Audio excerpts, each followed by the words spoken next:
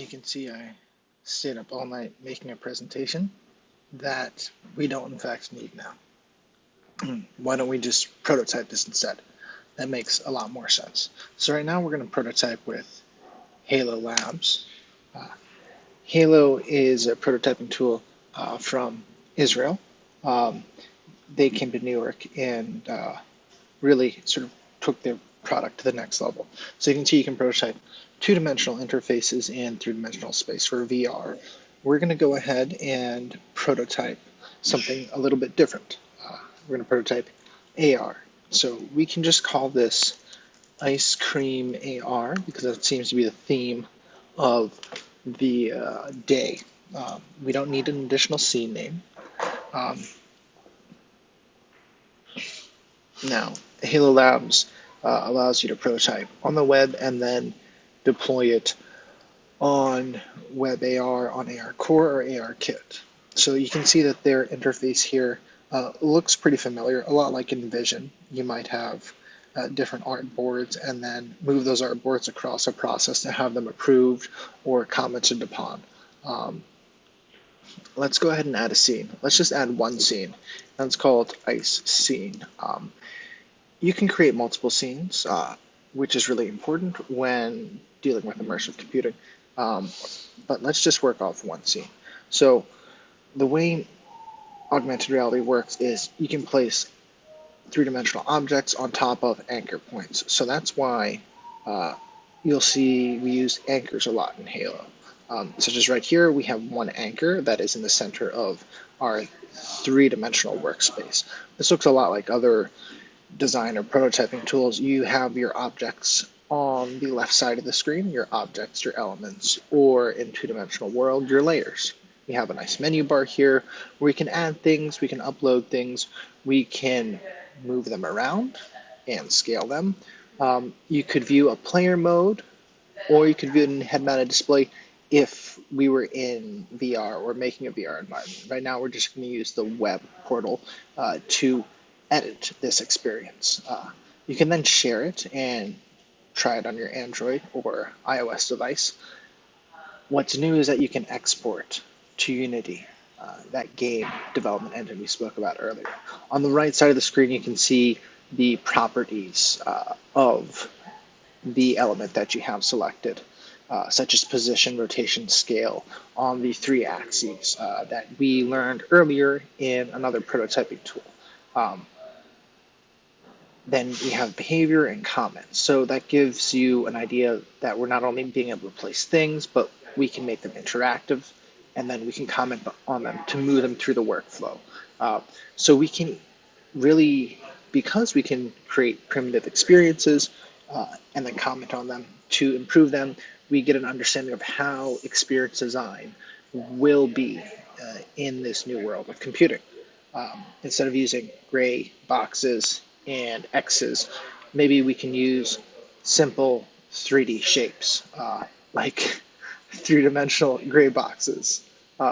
So let's go ahead and change the gray box to something red to make it a little bit more fun and make it transparent. This gives you an idea and understanding of the different capabilities we have. Transparency that will allow you to see through an object that you view in the real world. Now, you can see this first cube is starting at 0, 0, 0. Let's raise it up just a little bit so it's off the ground plane. Now, similarly, as we did in a previous exercise, let's scale this down because right now it's a 1 meter cube. Let's scale it to 0.1, 0.1, 0.1.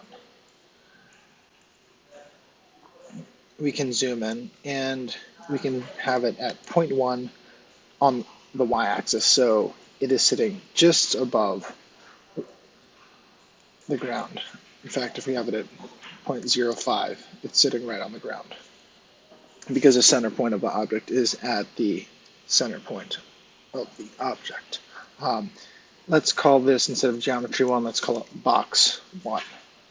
So now you can see that you can share it. Let's just double check to see how this works. The behavior of anchor 1 has a spawn element, and that will spawn once the event of tapping on the surface is triggered.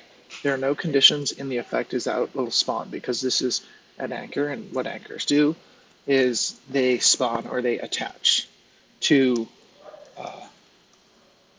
points on the real world based on the plane that you can see or that the computer sees.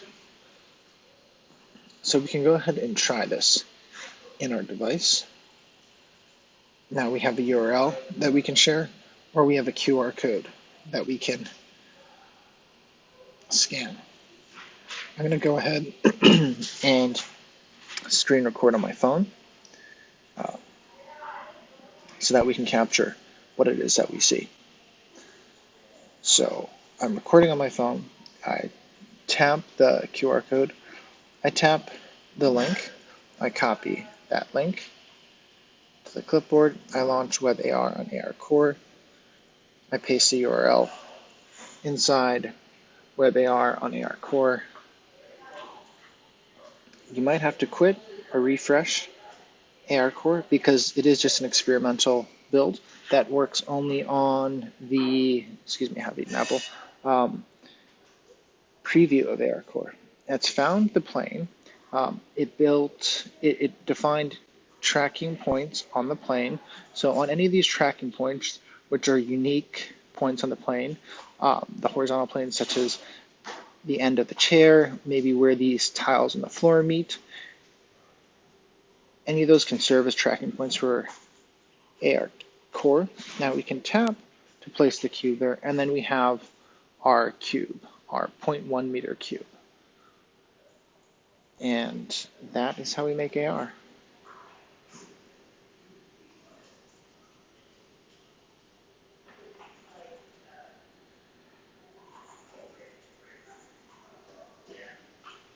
We launch WebAR. Launch WebAR on ARCore. You might have to quit and restart it.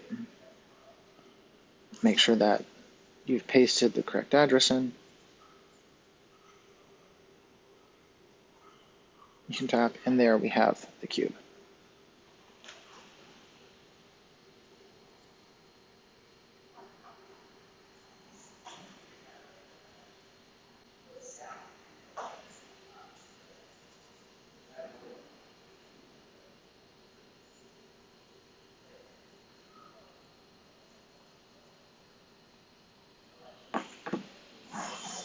Now that's just a fundamental experience. We can go ahead and add a second anchor.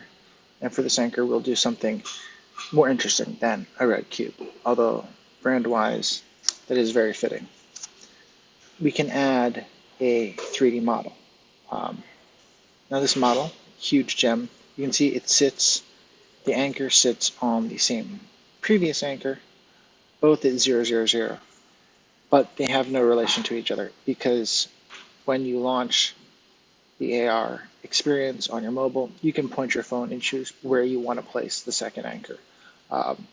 So even if this anchor looks like it's 4 meters to the left, if you're facing forward, they have no relation to each other, which I find to be one of the problems in Halo, or one of the areas for improvement.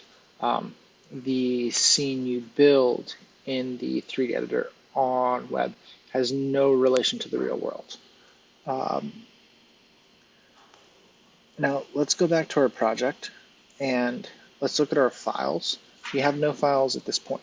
We can upload files, but we can also look at blocks. Maybe this could be better termed Poly, because this pulls from Google Poly, which hosts both Google Blocks and Tilt Brush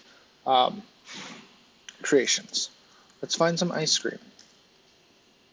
So within ice cream, we can see all these free remixable ice cream models. This is a limit of models, so this is not pulling in all of the ice cream models because I've spent a lot of time finding great ice cream models. But here is just one Poly ice cream model that looks to be a triple cone model. That looks like too much ice cream for us. So I just wanted to show you that you can find objects from here, and you can add them, such as if you wanted shrimp, or this triple scoop, this triple scoop, or this triple scoop. Let's go ahead and instead just add one thing of shrimp. I don't know how this is tagged ice cream, but let's add one thing of shrimp just so we can see how this processes. Tiny checkbox there, added to project. It looks like the same UI element as the rectangle, which might be their design thought process. I'll also show you how to upload a file. I've pre-selected some 3D files for us. So you can see here we have a folder of ice cream. Let's go ahead and upload these. You could also drag and drop those. Now we have an ice cream 01 OBJ. We don't quite get a preview file, but that might just still be rendering. Back in our scenes, we can click into our ice scene, and under Anchor 2, we have this model, right? Now we could trigger this in our experimental AR web browser, and you'd see this gem or this diamond-like object appear. Let's go ahead and switch this out. Instead of default, let's add ice cream 01 OBJ. Now you can see that is a huge ice cream. That ice cream might be a meter wide because people made it in blocks, which is making 3D models in VR. So that is literally room scale, but we don't want it to take up a whole room. So let's just make it 0.01 by 0.01 by 0.01. So now that looks like an ice cream that you could hold, or at least see in your phone. Let's also rotate this ice cream negative 90 degrees on the x-axis. So that way the ice cream is facing up. Really important, we should rename this ice cream, or rename this 3D model, ice cream model. It's just good practice so we know what the objects are called. Now behavior-wise, we can look back at the anchor. There's a difference between the anchor and the model. The anchor is something invisible that is anchored or attached to tracking features on the horizontal plane. And you can see that this anchor will spawn when we tap on surface. And the anchor is different from the model because the anchor is something you cannot see, whereas the model is something that you can see once the anchor spawns.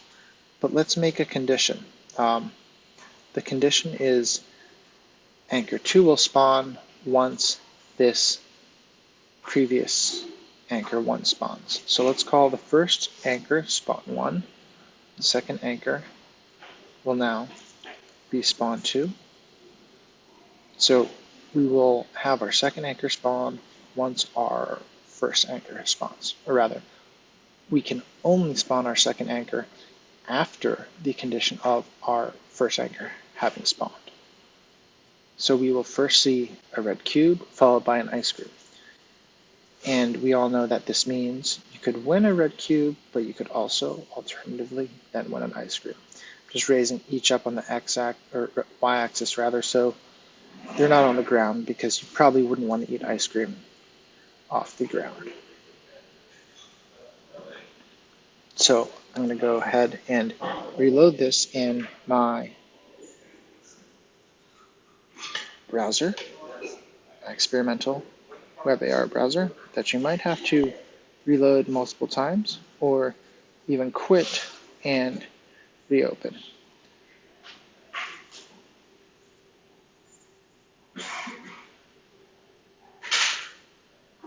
Now we just have to move our phone around so that I can find feature points.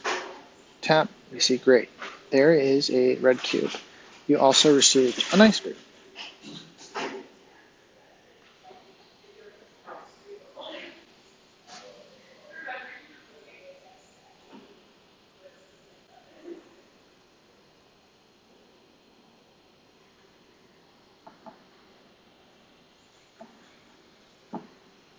We can add an animation to the ice cream as well.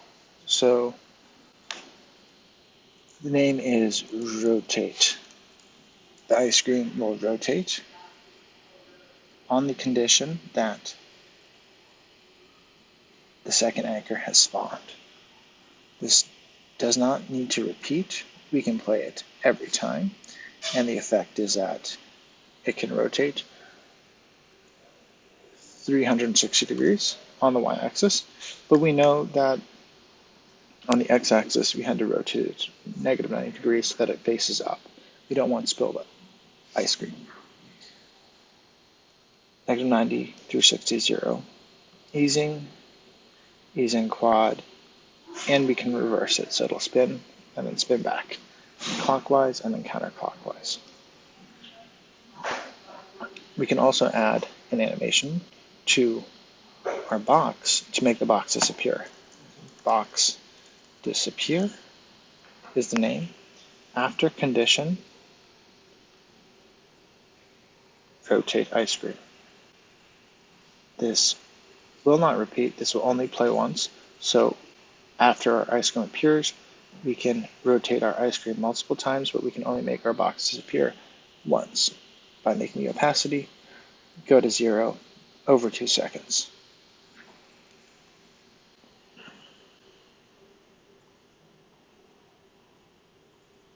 So what does that experience look like when we launch it in our mobile device?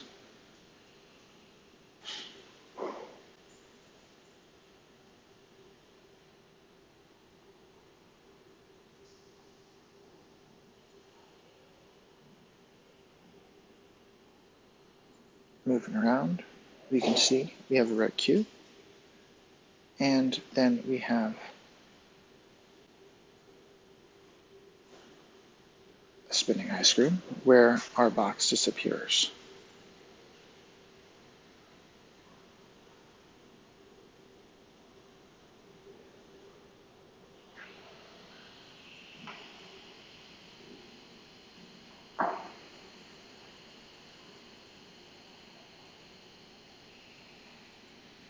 Looks like our ice cream only spun once, but that should spawn, rotate every time. So it should rotate on tap on the condition that spawn 2 happens.